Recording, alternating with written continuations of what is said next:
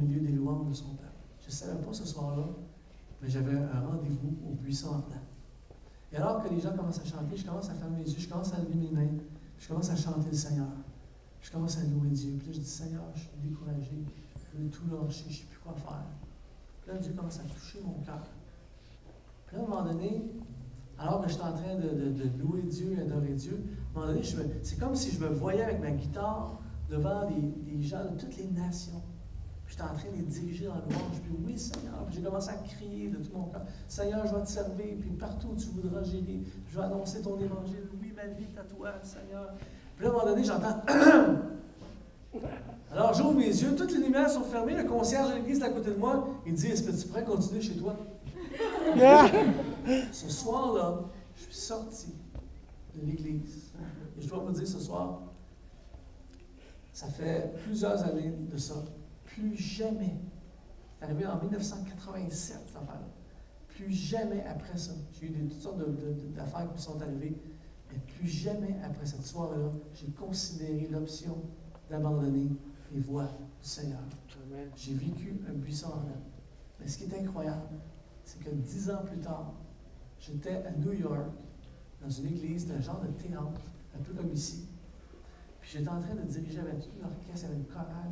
J'étais en train de diriger la louange. J'avais les yeux fermés. Puis vous savez, New York, c'est un peu comme Montréal, c'est le monde entier dans une seule ville. Et là, à un moment donné, j'ai ouvert mes yeux.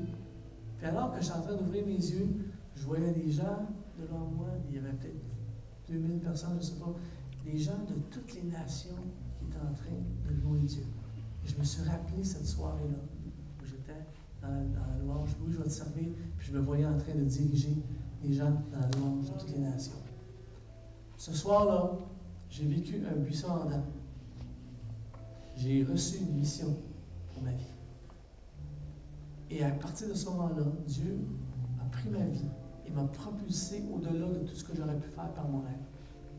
Ce soir, si vous voulez vraiment être heureux, si vous êtes tanné de vivre une vie plate, une vie où il ne se passe rien, une vie où vous tournez en rond, une vie où il n'y a pas de feu en dedans, que vous vous demandez même pourquoi vous allez à la réunion de jeunesse le vendredi soir, qu'est-ce que vous faites dans une église le vendredi soir, eh bien, je vais vous suggérer de découvrir votre mission, la mission que Dieu a pour votre vie, puis votre vie ne sera plus jamais la même.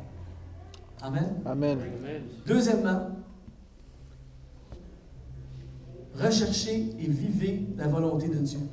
Dans Matthieu, au chapitre 26, au verset 39, Jésus est dans le jardin de Gethsémani, puis ayant fait quelques pas en avant, il se leva, se jeta sur sa face, pria ainsi, « Mon Père, s'il est possible que cette coupe s'éloigne de moi. Toutefois, non pas ce que je veux, mais ce que tu veux. » Il faut comprendre ceci ce soir. Quand Jésus dit ces paroles, il est dans le jardin de Gethsémani, juste avant la crucifixion, et Jésus est dans un moment d'agonie. Et Jésus va dire, pour faire cette prière, non pas ce que je veux, mais ce que tu veux. Nous, on connaît la suite de l'histoire. On sait qu'au moment où Jésus a fait cette prière, après avoir fait cette prière, on sait que ce que Jésus était pour vivre, était pour être quelque chose de terrible.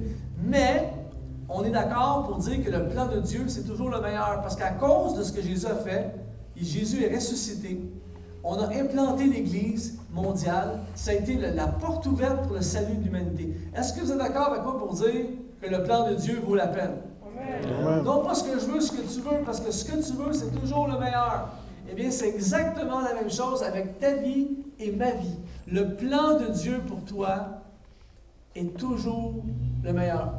Si vous voulez ce soir vous dépasser, si vous voulez vivre une vie au-delà de vos limites, si vous voulez aller plus loin, vivre plus, sortir du statu quo, vivre tout ce que Dieu a pour vous, eh bien, recherchez et vivez la volonté de Dieu. Mon verset préféré dans toute la Bible, c'est le psaume 32, verset 8, qui dit « Je t'instruirai, je te montrerai la voie que tu dois suivre, je te conseillerai et j'aurai le regard sur toi. » N'est-ce pas extraordinaire comme verset? Le plan de Dieu est toujours le meilleur. Et la raison pour laquelle je partage ceci à une réunion de jeunesse ce soir, c'est que ça fait... J'ai été pasteur de la jeunesse pendant plusieurs années, je travaille avec des jeunes depuis des années, et je vous partage je suis très transparent ce soir. Je suis tanné de voir les jeunes gâcher leur vie.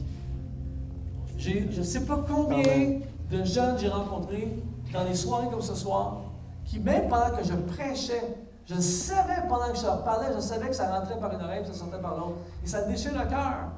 Parce que tu les vois dériver. Moi, je vois des gens maintenant, c'est une des bonnes choses d'être là pendant quelques années, puis un peu plus longtemps, c'est que tu vois des résultats. Ce soir, tu ne peux pas t'imaginer à quel point, lorsque Luc tantôt a parlé, tu ne peux pas, ça te promet un nom extraordinaire, mais tu ne peux pas s'imaginer à quel point il a touché mon cœur en partageant. Parce que là, le temps passé entre la soirée où on était ensemble et où il a vécu son buisson ardent, et là, ce soir, il me partage qu'il y a un mois à prêcher.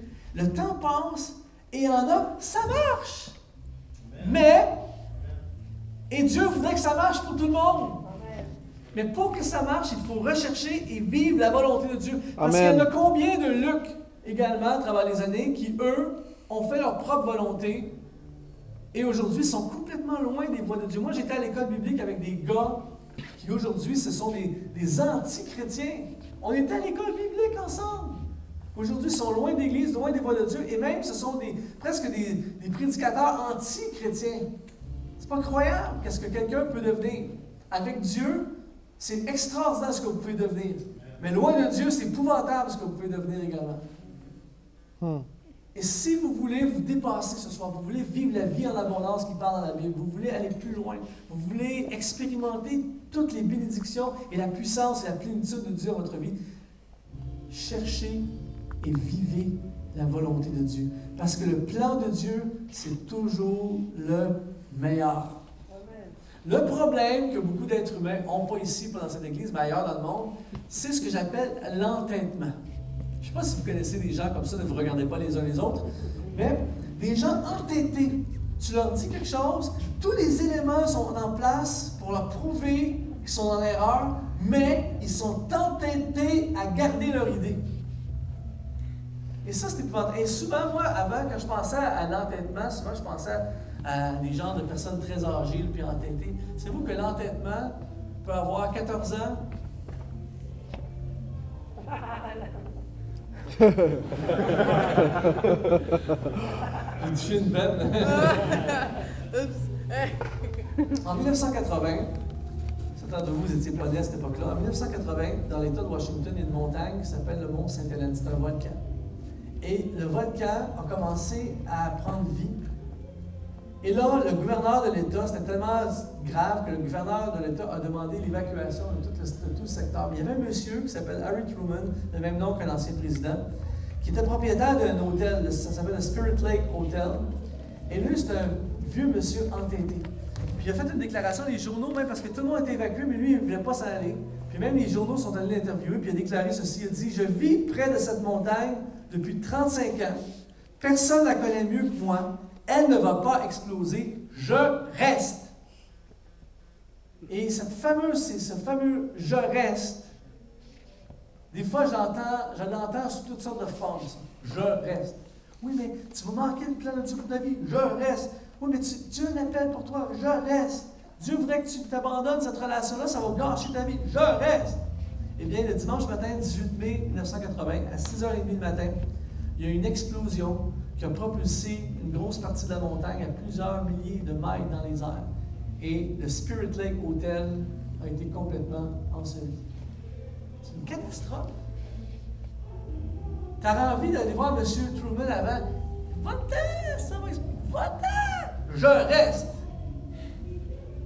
Si c'était possible de montrer cette photo-là, monsieur, juste avant, là. Regarde, là, si tu restes, regarde ce qui va arriver. Et j'aimerais ça être capable, à certains d'entre nous, de vous montrer ce qui va vous arriver si vous manquez le plan de Dieu.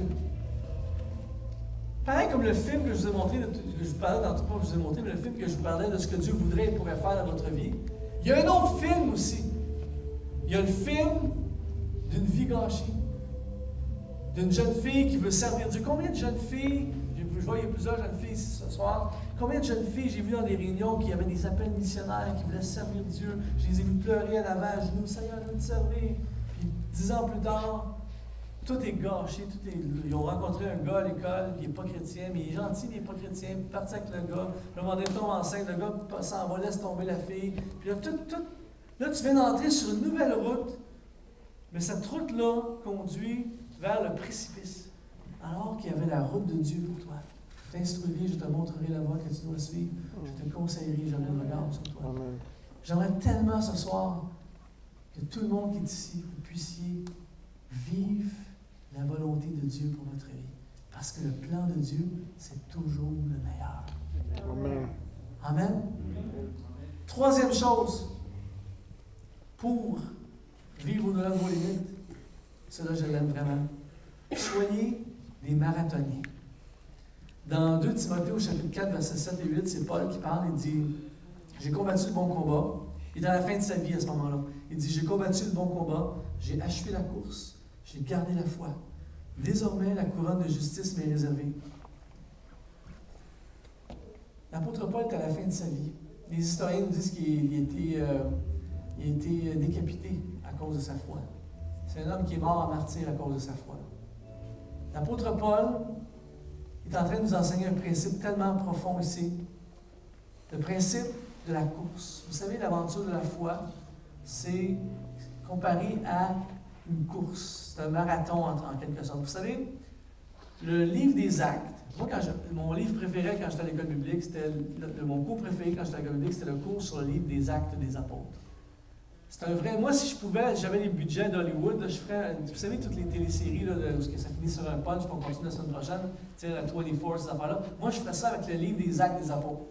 C'est tellement, il se passe tellement d'affaires. Un gars qui est téléporté, un mort qui ressuscite, toutes sortes d'affaires, des persécutions, il se passe un pack, il y a de l'action. Mais moi, quand j'étudiais le livre des Actes des Apôtres, au départ, je pensais que ça se passait sur une période de quelques mois.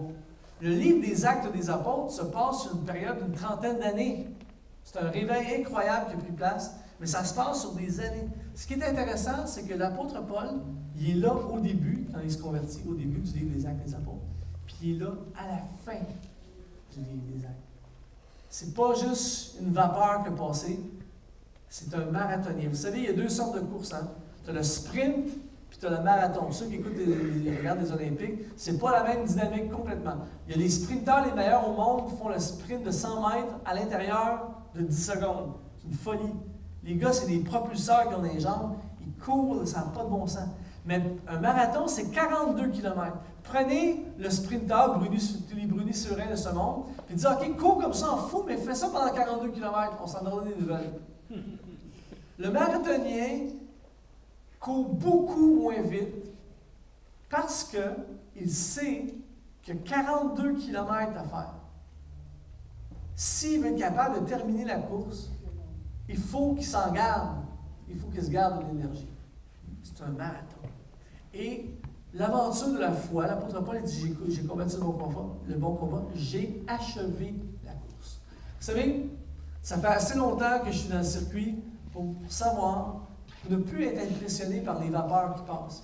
Il y a des gens, moi quand j'ai commencé le ministère, j'étais impressionné par les gens flamboyants, les gens spectaculaires, les gens qui disent « Waouh, lui, il a-tu l'affaire? Lui, il a-tu un ministère? Waouh, lui, il est hot! » Mais 2 ans plus tard, il n'est plus là.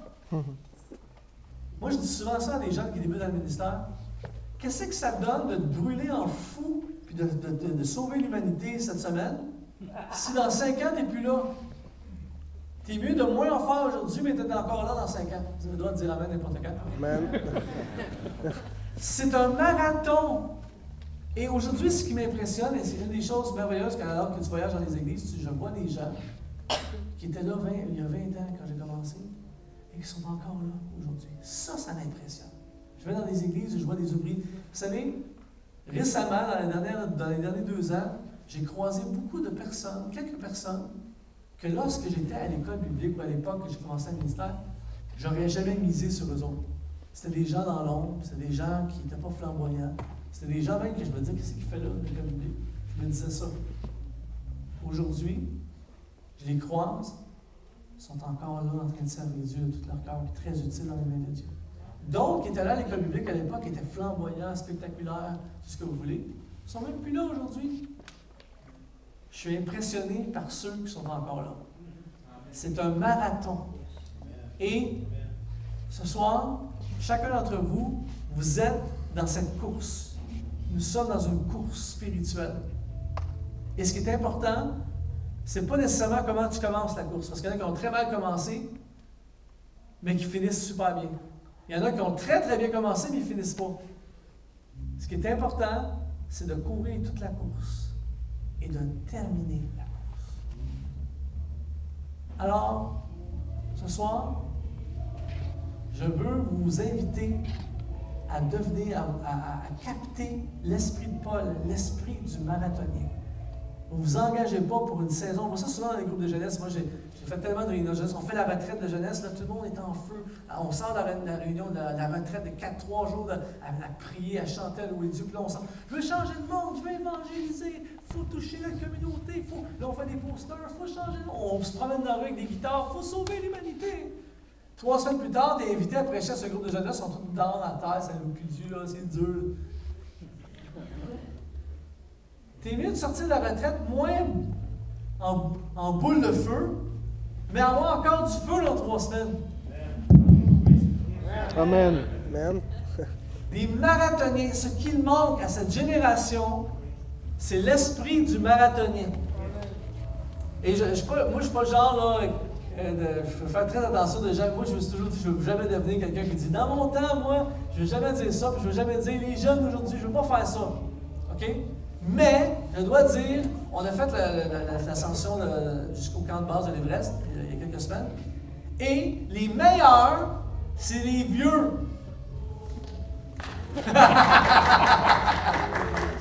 Les plus, on a un qui a réussi.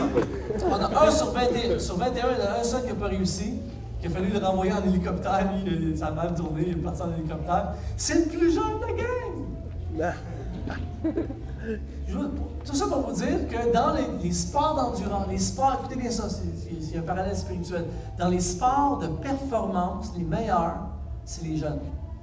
Vous savez, dans le sport professionnel, souvent, même le tennis ou le hockey ou le football, à 35 ans, tu es un vieillard dans ces sports-là. Mais, dans les sports d'endurance, plus tu vieillis, plus tu es bon. Tout ça pour vous dire ce soir que la jeune génération, notre défi, moi aussi je suis là-dedans, notre défi, c'est l'endurance. C'est de durer longtemps. Et moi, mon rêve, c'est qu'un jour, j'arrive ici, j'ai 90 ans, j'arrive ici, pour prêcher, puis vous êtes encore toutes là. Soyez des marathoniens. Interview. Il y a quelques années, j'ai eu la chance de courir un semi-marathon.